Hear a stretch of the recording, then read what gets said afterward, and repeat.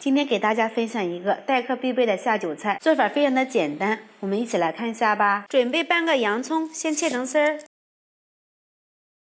再给它切成小碎丁。准备15块钱的肉馅儿，肥肉比例呢是2比8。再把切好的洋葱放入里面，这样吃起来这个肉不腥。这样就行了。放入大碗里，放入适量的胡椒粉，来一点花椒粉、生抽，来一点老抽、食用油，少量的料酒，来一点蚝油，顺着一个方向先搅拌均匀。搅拌均匀，放入适量的盐，打入一个蛋清，蛋黄留着一会儿备用。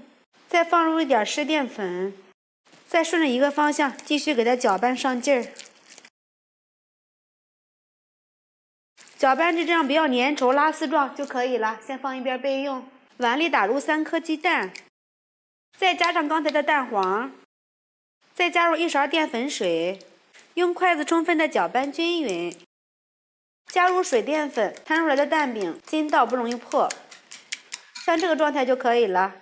平底锅提前预热，刷上一层薄油，舀入1勺鸡蛋液，快速的给它晃动均匀，边缘翘起，给它翻个面，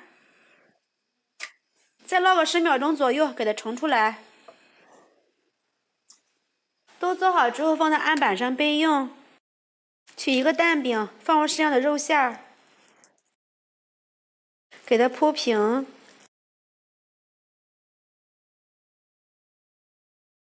上面的边缘留一点，不要铺。刚才剩了一点鸡蛋液，给它刷在上面。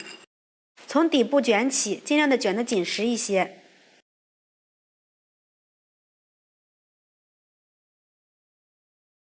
这样就可以了。用同样的方法把剩下的都做好，像这样子就可以了。把它放到蒸屉上，盖上盖子，大火把水烧开，转成中火蒸20分钟。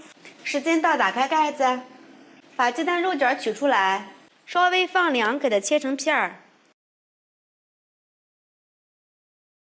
装盘就可以美美的享用啦。肉质鲜嫩，味道鲜美，非常的好吃。过年过节来上这么一盘，非常的受欢迎，有鸡蛋有肉，非常的营养又均衡。喜欢的朋友们就赶紧试一下吧。喜欢慧慧的视频记得点击关注转发，拜拜。